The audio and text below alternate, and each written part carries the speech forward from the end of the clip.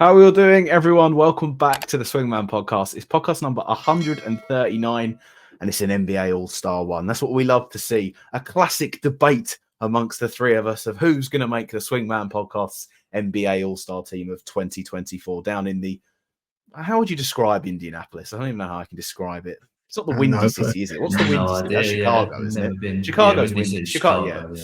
I don't know what Indy is. So we'll gloss over that one. But before we do our picks of who's going to be in the NBA All-Star team for us, I've got to ask, how are you boys doing? Are you well? Yeah, not bad. Fresh off of seeing how you talk about Indy, actually, a Pacers Celtics ending where there was a very contentious Porzingis foul. Well, may or may not have been a foul, depends who you ask, but that was actually a really good game. Lou, how about yourself? Yeah, I guess we've had it's been a while, isn't it? We've had our Christmas and New Year break, but it seems like every time you come out, you don't feel more, refreshed, really, do you? Because you're just probably quite as busy. It's the classic. You need the holiday after the holiday. That's what you need. Yeah, so, and you got the.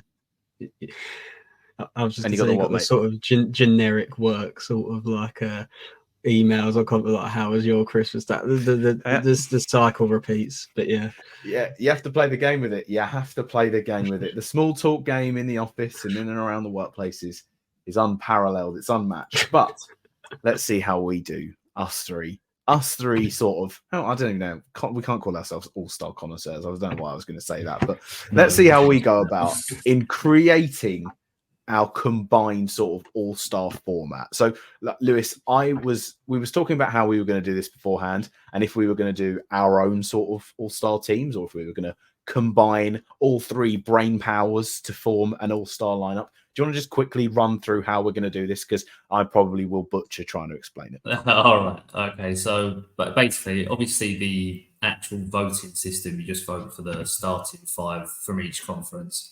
But, when it comes to the actual All-Star game, I think we were talking before, there's 24 people that get part for it. So we're actually going to do a starting five like you would vote, but then a backup five for each conference, and then two quote-unquote wild cards, which, you can put two guards in, two forwards, whatever.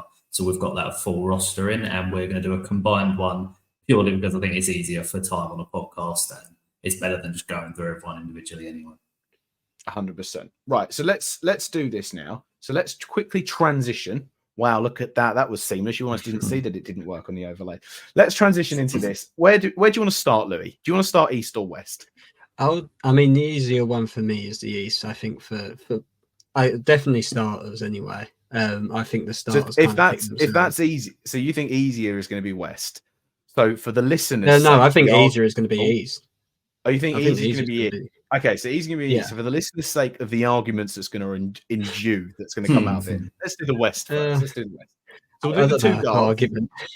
I think in the main teams, it's not going to really be arguments on either East or West. Agreed. So we'll go through those as quickly as we can, and then we'll hit the juicy ones of who should get that little backup spot, because I feel that's where there's always the contention every year. So two guards. I think Luka Doncic and SGA is who we're going to be going for here. Yes, definitely. No qualms there. Yeah. No qualms there. So we'll throw Luka Doncic in, and we'll throw SGA in. I believe if you look at the fan voting, Steph is currently, it'd be Luka and Steph starting at the moment. I think that's kind of unjust because I think SGA is like a genuine MVP candidate this season. Yeah. It's Steph, I guess. Yeah, but I hope SGA gets it. I hope SGA gets it in the end anyway. I mean, you could probably say that these two are. Would you say they're in the top 5 MVP candidates this year? Yeah, along with the usual 3. I think these are the next 2 up. Yeah, I mean, normally the argument that you have for Luka is that the team is just doing really badly, but this year they're not even doing that bad. They're 6th, and they're only 3 wins off the Timberwolves on first seed, so they're not even doing bad this year. So and this year as well, if you look at that, I mean, eye test is the main thing. You can see whenever Luka plays, the superstar, but if you look at the numbers, I think he's doing it more efficiently this year than he has in any year previous as well. So I think this has been his best year in the NBA so far, obviously. Perhaps as well. We know maybe with one of the worst teams that he's had. Kyrie's been injured a lot of the time as well. So, It's Kyrie, though, when he's impressive, played, has looked really good, especially in the Yeah. most recent weeks. Kyrie's come back and actually looked like he's not just been sort of a corner shooter 3, which is what he was doing towards sort of the back end of last year, the start of this season. So I think, granted that wins in this Western Conference are a lot more spread out this year, there isn't sort of a top heavy team that is like everyone's in double digit losses. So there's a lot of losses going about now. So the level of the field is spread out. So that also has a part to play. But I think we're digressing here. These two are comfortably our guards in our Western team. On to the front court now. So we've got 3 selections here. Shoot a name out and we'll go for it. Right. I think we get the 2 locks out of the way. Yeah. We get Jokic out of the way. Personally, for me, KD is 100% a lock as well. I don't. Wow. Okay. I wasn't going to. If you watching him play, both the numbers and watching him play, he has 100% been the second best front court player in the West, in my opinion. I think the only knock you can have against him is just the Suns' overall record. Yeah. I mean, and if we're going to use that against some of his competitors that I can see there, because there's 2 right there. Yeah, I'll say the 2 that I had in mind for the front court were Kawhi and Anthony Davis, actually. But I know, I think, it's just LeBron. So my 2 locks were Jokic and Kawhi. Because also normally what's lobbed at Kawhi is that he's not played enough games. Kawhi's played 34 games. And that is, for Kawhi standards, mental. The thing is, I'm in an iron with Kawhi as well. Because if you told me, I'll go back to what I think I've said it twice, but if you told me eye test who have been the best 3, I think I would throw Kawhi in there as well. It's just a lot of the time people look at the raw stats as well, and his aren't as high as, say, an Anthony Davis, who is obviously also a 2-way player. So I think that's where people have some contention. But I do think Kawhi has been, when he's played, and he's played a decent amount, the best player on that Clippers team, who are performing very well at the moment. So I don't hate the Kawhi shout. I just think, personally, KD has been number 2 for me behind Jokic. But if we're looking at it from a pure Democrat standpoint, me and George both have Kawhi as locks, so he effectively has to go in there. And then I'm fine with it. Kawhi's in there. So Kawhi, where we decide the other one is difficult. Yeah. Who is going to take this final spot? So shoot some names over. Let's discuss. I'll say mine 2. I'll say mine 2 because he said his. He said he had Kawhi and AD. I had KD and AD as my 2. I had, for me, it was choosing between Kawhi, AD, and LeBron for that final spot. So I don't know what you want to decide, George, but they were mine. So the issue that I had when I was looking at this is it's the age-old question of how much do you take team record into account of player performance. And for as well as AD and KD have been, they have both been on disappointing teams in relative to where we would expect them to be.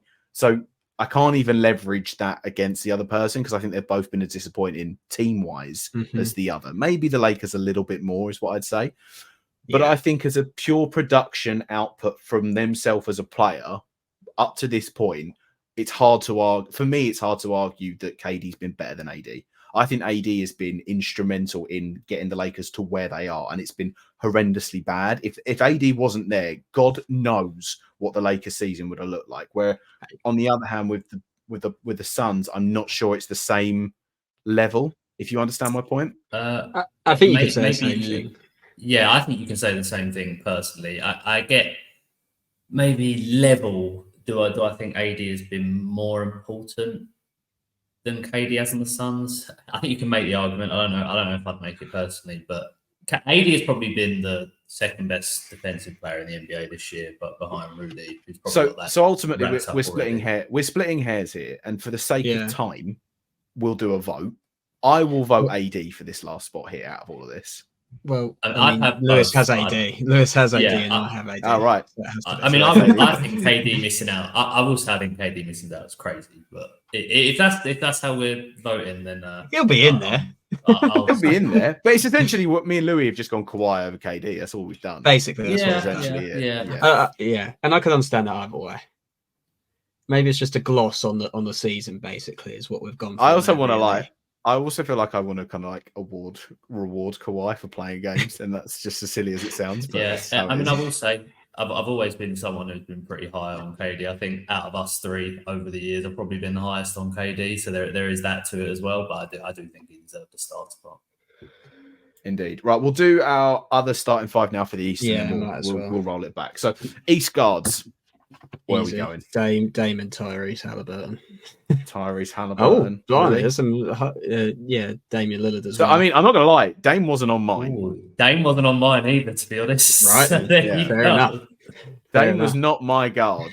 Tyrese Halliburton, all three of us will have him. And if not, then we might as well end the podcast now, but we'll all have them. The other guy, Lewis, I'm interested to know who you had and see if it matches up with mine. Right. So there were three. I mean, I don't know why I'm scrolling this far down. It's none of these guys. So yeah, there were three that. Well, actually, I'll say. I can't bother listening off. Actually, I'm just going to say I had Jalen Brunson as my one. Okay. I too had Jalen Brunson as my one. Nice. To me, it was. There's a lot. To me, Dame wasn't even my third one. If I'm being completely frank, the spot to me was between Jalen Brunson and Tyrese Maxey. If I'm being completely honest, that's where I was with my debate. Yeah, I think I'd go if I was going to tier them, I'd go Maxey over Lillard as well. The one person that is always in like a special category of his, or has been over the last couple of years, like a special category of his own when it comes to this, is always Trae Young. Because I go through and I think about who I'm going to put in my starters, and I get to Trae Young and I see he's averaging like 27 and 11. And I think, how can someone who's putting up those numbers be like so? He's not an afterthought, obviously, but far down on like when I start to list them off. And it's just, I don't think there's another player who puts up those kind of stats that doesn't get as much consideration as another person. I think it's just because of partly how bad the Hawks have been, because they have been, compared to what they should be doing, much worse than you'd expect. And just, it always comes back to people bring up Trae Young's defense, but I think that does actually play a massive factor into it as well. I think as well, it was like the same with Brad Beal as well. I think these sort of like really sort of bad Eastern Conference teams, I just find it hard to get behind them, and there are a lot of bad Eastern Conference teams this year, whereas the West is a lot more spread out, like we said before. But yeah, I'm not fair enough. I'm more than happy to take Jalen Brunson in the starting lineup, but I think Dame is going to be in there next anyway. So yeah, I mean, we'll do our front courts now. We'll stay the track. I think this is the easiest. This is a lock. Yeah, I'm just going to do that, and then I don't really get any arguments. Yeah, there we go. So I think that right there was as easy as it's going to get, and I think as well, all of them. It's as easy as it says, because they're all three have been unbelievably great this year. Tatum hasn't hit, I would say, the highest of highs that he did last year as a consistent manner, but he has been consistently unbelievable this year for Boston. Yeah. He hasn't had those like spiky games where they were sharing it with Brown and Tatum. It's just been a consistently very good level is what Tatum's had. And then, I mean, the seasons that Embiid and Giannis have had have spoken for themselves. Yeah. I think as well with Tatum, you got to consider that he's on like a better team basically now. Like there's there's better players around, so the scoring load isn't going to be as directly concentrated on him. So the numbers might take a hit, but obviously the way the Celtics are, he's their best player, and that means someone has to be in the starting lineup basically. Yeah, 100%. He's the best player on the best team in the NBA, but pretty much is all you got to say. Right, so we've had these here. I'm now going to clear these away, because what we'll then do is we'll use this lovely format that the NBA has provided for us to redo our backup fives for each of these teams. So we'll go back over to the West, and now we debate. So who are going to be the backup guards in the Western Conference? Do you want to go first, Lewis? Not really, because I think this is really tough. So you go first. I mean, for the backup, I'll go Steph firstly, because he has to be in there. I'm not sure where he is right now, but he'll be in there somewhere, I guess. If you look, there you go, Steph Curry. I mean, the Warriors have been really disappointing this season, but he's obviously still been great, and he's just like, he's an all-star player, isn't he? He's kind of what you want to see. My other guard will be Anthony Edwards here. He's classified as a guard, I believe, on this. Yeah, pretty close. Obviously, I'll put in Devin Booker later on, but that's going to be the two guards. And then if we don't have him here, that's got to be LeBron James and Kevin Durant. Oh, are we doing front? Are we moving on to front court? Are we sorry, just? sorry. chuck them Well, all in. Yeah, go on then. I was. You gonna got some say- dispute. okay, You can just no, you can dispute. No. We'll do this. We'll do your front courts now. Do your front courts. Okay. So LeBron James, Kevin Durant. Kevin Durant, and who's the final one?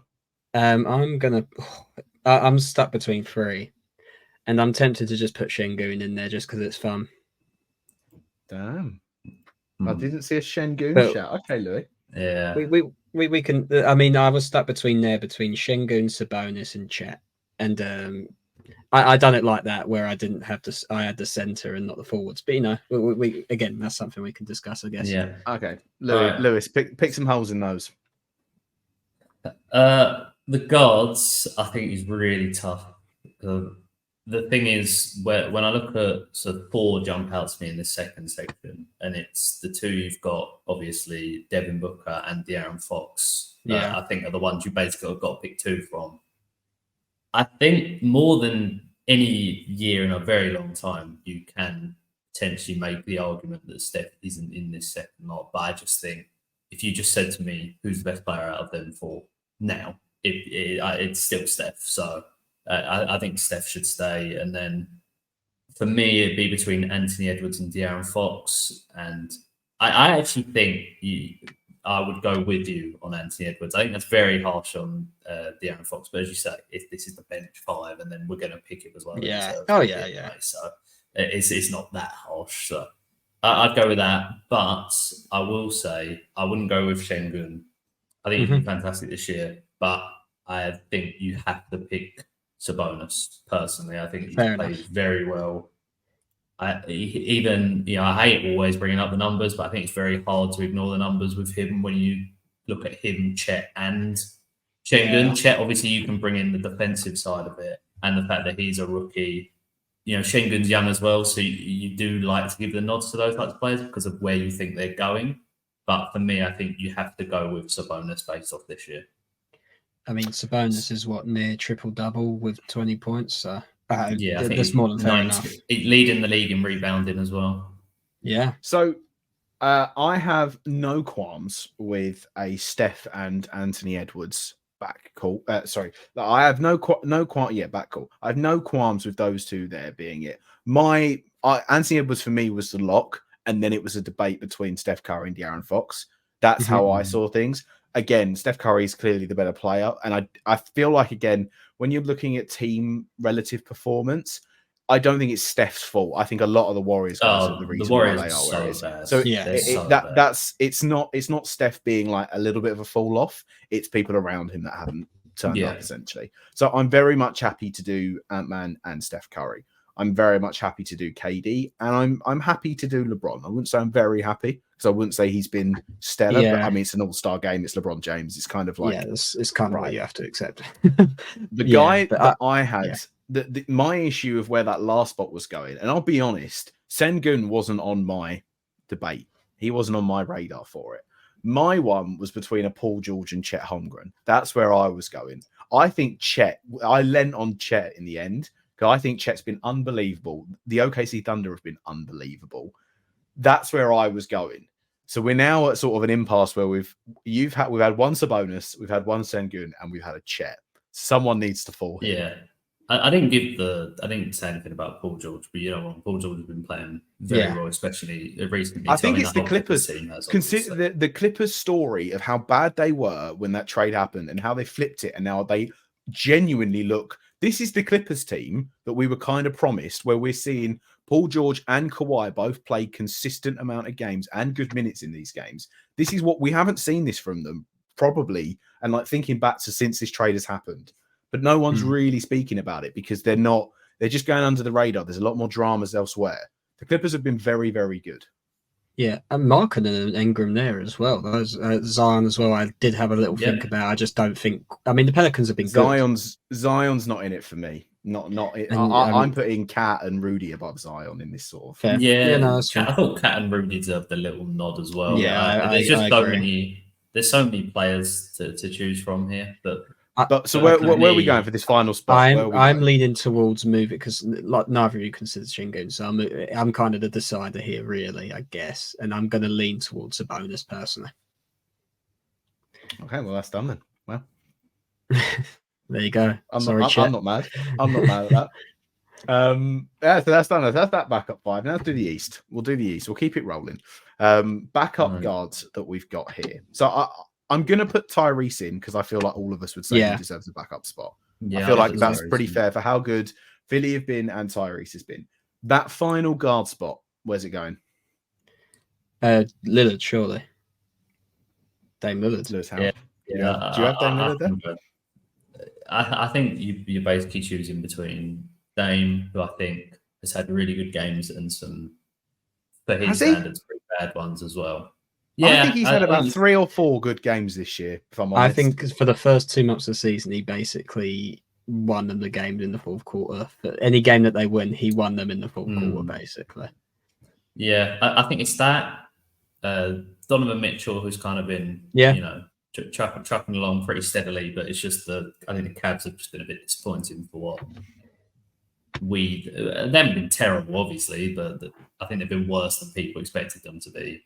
And then, as I say, there's the unique player that is Trae Young that kind of throws a spanner in the works to all of this, because you don't want to get stuck up on numbers, but you can't ignore 27 and 11, really. So I'm just going to say, the only other person I think Tyler Hero's gone under the radar a little bit this year. I will say that. I think he's been very quite a few good games, for hasn't Miami. he? He's played a decent amount. I know he had the early injury. How many has he played? Okay, he hasn't played. I mean, he hasn't played as many as I thought. He's played 18. I mean, no, I can't stand on that. I mean, definitely not DeJounte Murray. I saw he's been terrible. No. Okay, so I thought Tyler Hero was more in like the 25 to 28 range. Didn't realize it was only 18. So I'm going to retract the statement for Tyler Hero. So I think ultimately we're leaning on. It's either Donovan Mitchell or it's Donovan Mitchell. Does Jaylen Brown not count as a guard? I don't think. No, he's the forward this year because obviously Drew and Derek White have been playing so much. What about Jordan Poole? Is there a little shout out for Jordan Poole, maybe? Carl Anthony, maybe. To be honest, Cam Thomas. I have just looked at the NBA standings and I didn't realise in the East, 4th through 8th have all got the same record. So, maybe if the Cavs or Paul, I still think looking at them, they haven't played as well as I thought they would. But no, they definitely haven't. It might be harsh when they're 21 and 15 saying that, but I think it's a real toss up, to be honest. Where are we going? Say a name. Say your name. So Louis, you're Dame. Lewis, who are you? Out of these 3 here, Trae, Donovan, Dame, who are you going? I won't say Trae. You're not going to say Trae. I wasn't going to say Trae. No. Nathan is our graphic designer. Nathan is the biggest Trae Young fan ever, and he's never making it. And he's always going to just shed a tear as he watches this back. If I'm honest, if I am being chosen to choose between Donovan Mitchell and Dame Lillard, I am going to pick Dame because I don't think Donovan Mitchell's been as good as he can be. And I don't think Dame has either, but it just falls on the records and Dame's been better. That's how it's going to run for me. All right, go on. Well, you both said it now anyway, so you might as well try. It's going to run for me. Right, that's our front. That's our front court. That's our guards done. Let's do our backup front court. Damn. So no Embiid, no Giannis, no Tatum. Where are we going, Lewis? I'm going straight back to you. I actually think this is really tough. Like, I think there's a lot of people. So just go. I just want to know the 3 names that are on there now. State them and then state your cases after. All right, I'd put Bam in personally. Yep. I think he's always one of the best defensive players in the NBA. I think he's been the best player on that Heat team. He's doing what he usually does, really. So I'd give him the nod. Yeah, I feel like when I talk about types of players, and even though they're completely different, there's certain people that are unique, sort of in their own. People, they're very polarizing. Let's put it that way. Trae Young's one of them. I think Julius Randle's another one, purely because of a lot of times because of his postseason exploits, but during the regular season, he's generally pretty solid. So I'll give him a nod. And then the last one, I was basically thinking, do you respect the fact that the Celtics are the best team in the NBA? So you give them a second player, whether it be Jaylen Brown or Porzingis, or do I go for someone that personally I think has played really well in a team that I was really high on in Paolo Banchero? That were pretty much the three that I was looking at, and it's really tough. I think I'll give them. I'll just say for now, I'll give the nod to Jaylen Brown. I think the Celtics should have multiple for how good they've been. Okay, so we've landed on Bam Adebayo, Julius Randle, and Jaylen Brown. Louis, now it's your turn to pick some holes in that. Where are you going from It's this? going to be some real chaos. I mean, Bam. Oh. I've got Bam. I've got Bam. So that's fine. I also have Bam. So Bam is locked. Yeah, I think Bam Bam's is the locked. easy one. Yeah, he's our Heat representative because I don't think Jimmy Butler. I mean, he never really tones it in on the regular season anyway. No, Yeah. he's not played enough games as well, and I actually know that one. Unlike Tyler Hero, so yeah. Julius Randle has been really good in recent weeks. I just think he started out the season really, really badly. I don't think I'm going to put him in there. But for me, I mean, I could put Jaylen Brown, or I thought about Kristaps. Here, they were the two I was thinking, or Scotty Barnes. Yeah, I should have given Scotty Barnes. He's been playing really well. I think I'm going to go Scotty Barnes personally. Give some representation. I think he's just taken a decent level up, but yeah, that's what I'm going for on that one. And then, I mean, I'm going to put in. Hold on. I'm gonna hang on. Yeah. Are you keeping? Is that your three? Is that what you're saying, or was you No. then? I mean, I'm going to put Jaylen Brown in there at some stage, which is like why, but he's not in my backup five for some reason. So, I'll just put Paolo there. I'll put Paolo bench. It was between him and Franz actually, because I think one of them deserved in. But he's the more, I guess, high volume scorer. I think Franz is the better player if you sort of put a gun to my head. But I think Paolo's the more that's a bold player. claim, that is. Right. Yeah. Okay. So, as an interesting note, I'm quite happy with that because Banchero and Bam were both in mine. Scotty Barnes was not in mine. The other guy that was in mine was Jaylen Brown. And that was my three. And I denied. I could genuinely have given it to either Porzingis or Jaylen Brown. I've just seen more nights where Jaylen Brown has won them the game than Porzingis has. Well, but Porzingis has been Porzingis has been Porzingis has been better than I thought he'd be. Like, I didn't think he'd have this much of an impact on this Boston team, primarily because I thought he'd also miss a lot more games, is what I would say. Yeah. He has played a consistent amount, and that's why it's currently working as well for them. So, but I think Banchero, and there almost needs to be some form of Orlando Magic representation because of how well they've been this season. Like, they are doing way and above. Yeah. They're having. I know that they're on the same record as the team that's in the 8th seed, but they are having a season that no one. I think people thought the Magic would improve, but they wouldn't have got them to where they are currently. And that is, like we've said, also they're missing some key players. Wendell Carter Jr. has not been playing anywhere near relatively strong at all. Markelle Fultz is questionable every goddamn game and then doesn't play. And now he's back on a minutes restriction. Anthony Black's come into that team, has been good. Franz Wagner's been good.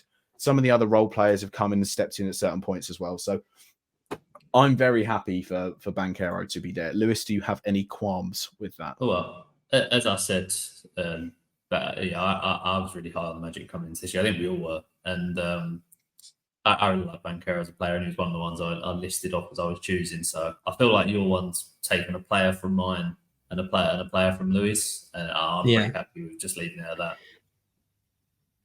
And this is the backup five. This is the backup five. So it doesn't really matter whether you're in the backup five or the 2 wild cards. No, it doesn't. It was just easy for us to visualize.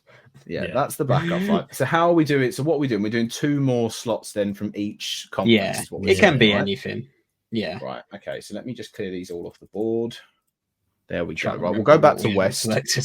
We'll go back to West for our wild cards. So I'll also get rid of front court. We'll just see West. So obviously Doncic, Jokic, Shea, AD, KD, LeBron. We did pick Sabonis in the end. We did pick Sabonis. Yeah, we didn't pick De'Aaron Fox. We haven't picked Fox. That's going to be in there.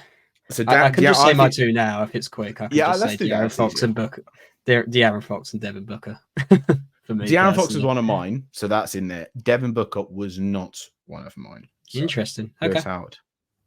I had Devin Booker as one of mine as well. So Did you have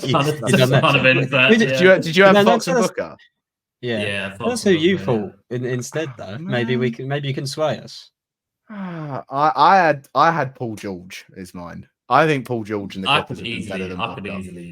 I think I would go as far to say that this is where All-Star's really weird, especially for someone like I feel where we assess the Premier League and football in the UK and you do it on a season by season basis. I think Booker has been bad for what Devin Booker is this year. Come on. He has No. stats. He genuinely has, and this is maybe also a so rare hat on because he's been goddamn irritating on that. I'll say that for now. But he hasn't been nowhere near the level that he normally is. I don't care what all stats will say. He hasn't been winning games for Phoenix. He's had a weirder role this year. He's had a very weird role. He's not as point scoring heavy. His assist ratio is probably up a tiny bit more. It doesn't feel it.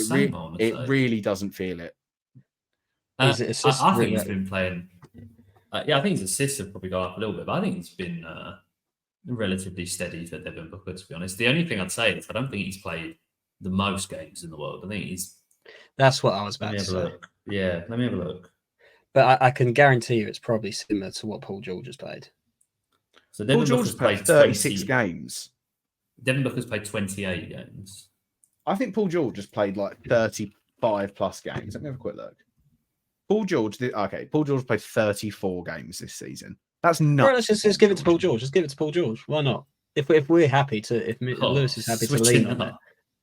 I mean, the thing is, this is obviously a bit harsher because this is the difference between. This is not like a backup five versus the two. This is your bonus gone, mate. Yeah, this is your shopping in Walmart. You ain't going to the big leagues.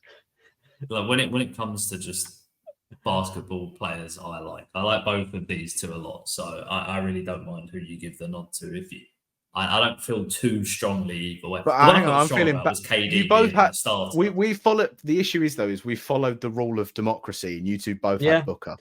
Yeah, it's just. I feel like I can state my claim for Paul George, and we can say that he was an honorary. He was very, very close. He'll be ultimately, we have to fall. I have to fall on the sword and choose Devin Booker. I think is where we're going for this one. Right, we'll do the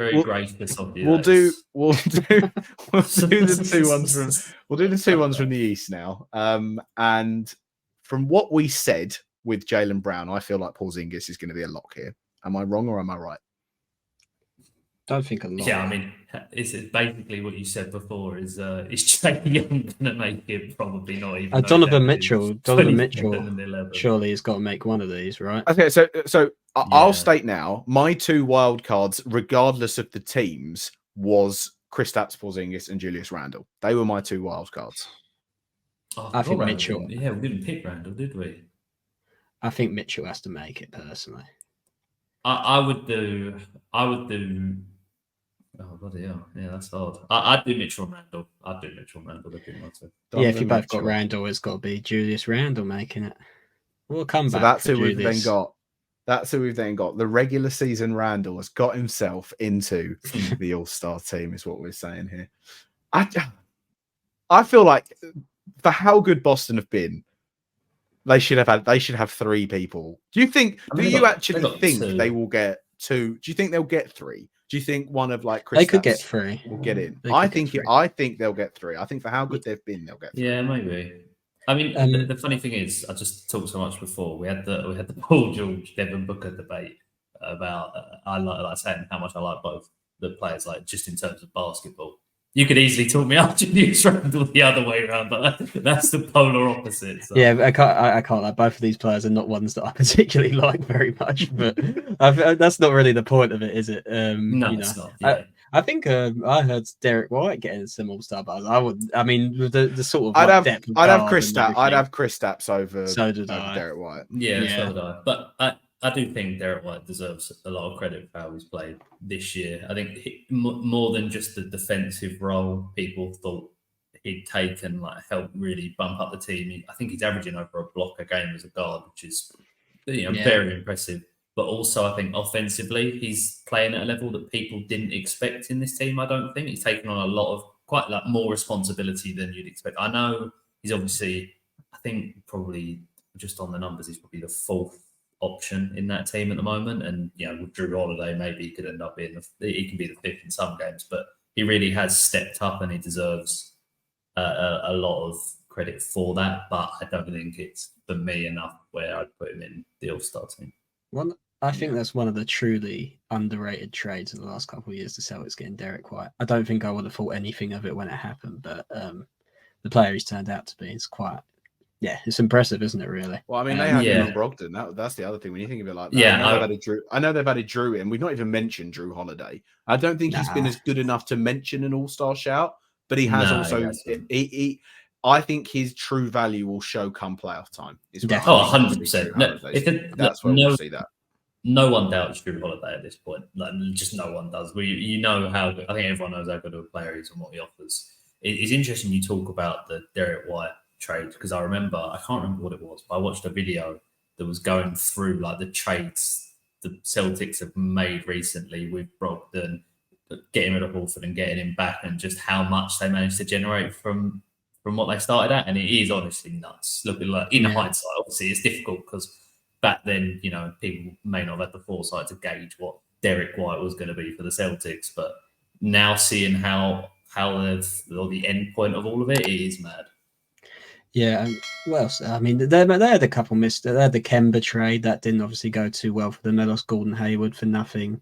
Terry Rozier, I think, was a free agent, right, as well. So, but I think, when did Danny Ainge even leave? I think it's Brad Stevens, right, as the GM there now. And I think he's done a really quite good job, which is not something I expected, stepping up from coach to GM. Yeah, I thought I think at the time when everyone saw that Brad Stevens was going from that head coaching role, I think it was a very smart move from the Celtics to keep him in house because of the value he would offer. Because I think even they knew, even getting rid of him because of what had happened, they knew the value he would give to other teams. So to be able to move him into that higher up front office role, I think has paid dividends so much.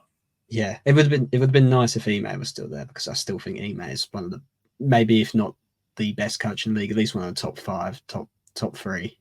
He's doing a good job at the Rockets, but obviously that was a different type of scenario, which they I guess couldn't really avoid.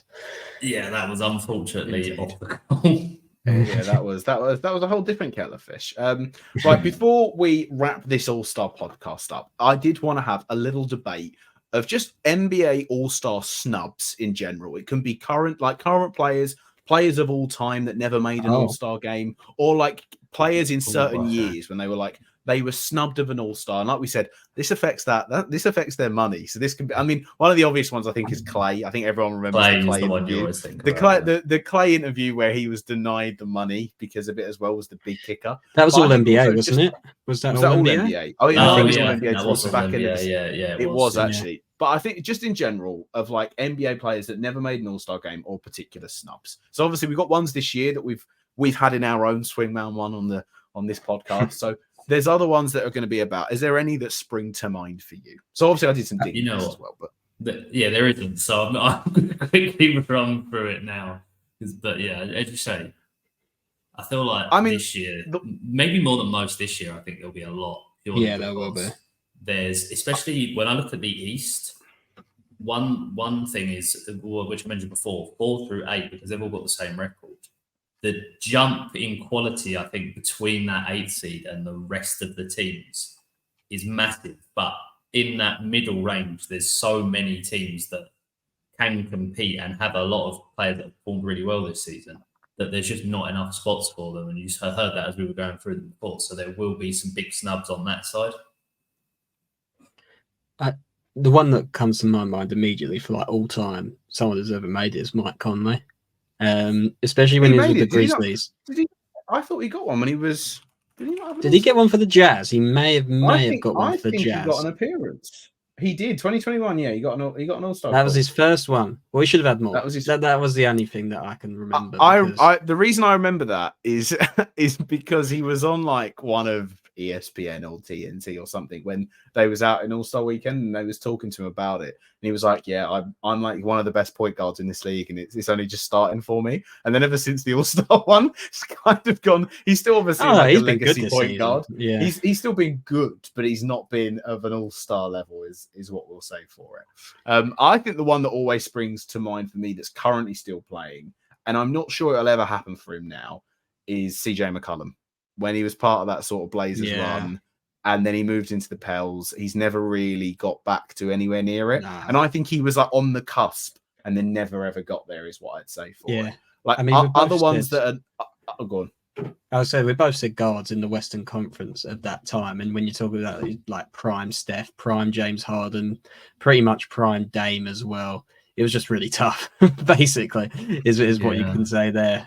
Devin Booker didn't make it for ages. I think Dame made a team for quite a long time as well, and then you're saying Clay, that type of thing. So it is just, I mean, it's just rough out there in the West. But yeah, that is a shame. That is a shame for him.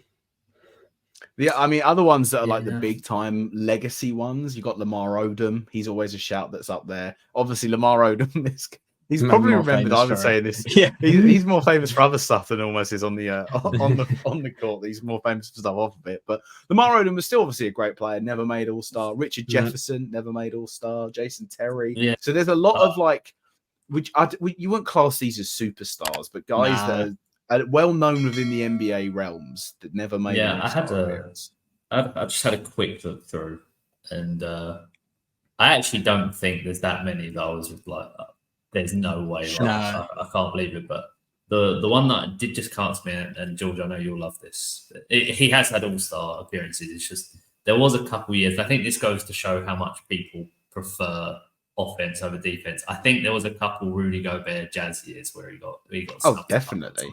Yeah, he cried, didn't he? One of them. He cried when he didn't get one. I forgot about that.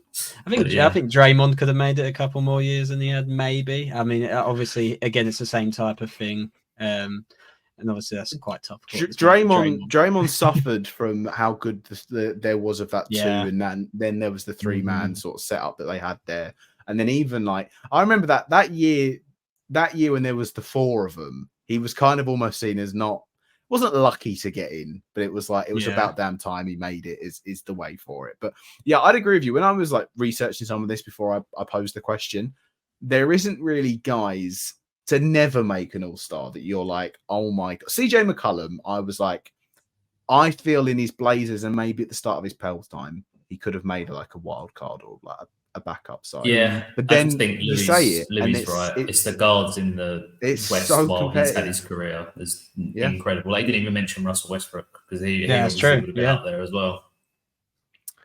And like I scroll down these lists, Jamal Crawford is obviously another one that is like Jamal Crawford is like a really well known guy within the NBA realm. Again, never made an All-Star. Sabonis ever made All-Star, like not obviously the one that's currently he wasn't in for very long.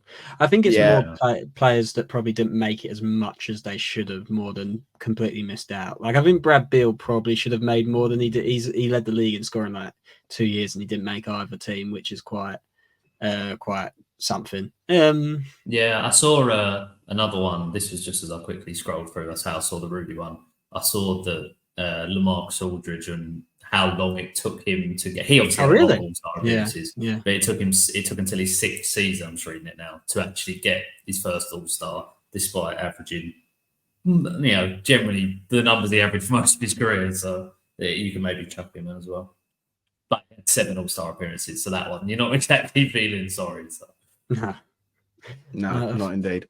I think there are people that maybe should have, like Andrew Wiggins got in the starting lineup a couple of years ago, and I think that ages as. I mean, I know these are a season snapshot type of thing, but I don't think Andrew Wiggins ever had any business being in the starting lineup of an All-Star game. Personally, I think you said about the Warriors having 4 players in the one. I think one year where it was the Hawks with like Horford, I think Kyle Korver, and I can't remember who the other players were. I think they had 4 players in the All-Star team. Really? Yeah, I mean, correct me if I'm wrong. I can't remember if it was 4, but people do forget how good that Hawks team was. They were a 16 team at one point. So, I know. It was a Budenholzer team. I mean, they absolutely got rinsed by LeBron in the playoffs, but they were good in the regular season. They had Jeff Teague, Paul Millsap, Kyle Korver, and Al Horford. Yeah. The East must have been absolutely. Kyle Korver was Kyle Korver was a replacement selection, so it's a technicality. It counts, but it's a technicality. That's still that is very impressive, though. You talk about some Clay and Steph games. That while he was on the Hawks, that Kyle Korver heat check game where he hits like 4 threes in a row in the space of like 30 seconds is actually one of my favorite clips from anything.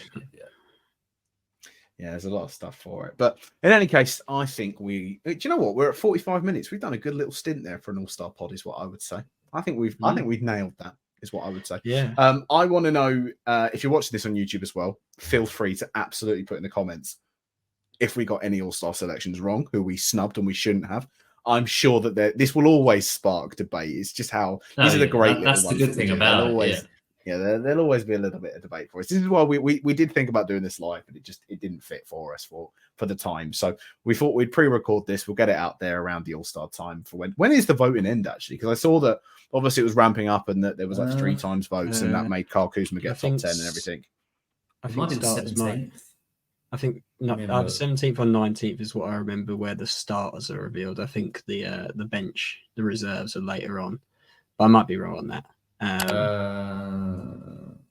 Who do you think's going to be the coach? Do you think Darvin Ham? It's until the. It says until the I don't think Darvin Ham's gonna. Darvin and AJ Griffin in there. Especially if LeBron is getting a captaincy role, I've got a feeling Darvin Ham's going to be nowhere near that. I do hope they keep the format on the selections though, because they've been really funny the past few years as well to watch. I think they're going back to the normal, which is quite annoying actually. It's just East and West, which is boring. Yeah, I don't know why. KD LeBron one will always stick. Oh yeah, just laughing to himself. The Harden one will always be there. Yeah, the Harden one will always be out there for. And like he picked Rudy Gobert before him. Yeah, that was good actually. Yeah.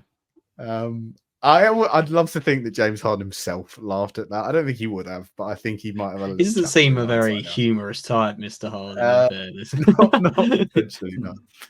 But I think that leaves us in a good stead. So, like we just said, if you had any debates on who we've selected for our All-Star voting, I'm sure you'll leave them in the comments down below. Please leave a like on the podcast that we've done here.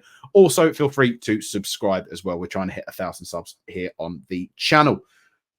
If you're listening to this on audio as well, on Spotify, on Apple, on Deezer, or Google, whatever it is, leave us a review over there. Subscribe to us wherever you get your podcasts. And if not, thank you very much for listening, and we'll catch you in the next one.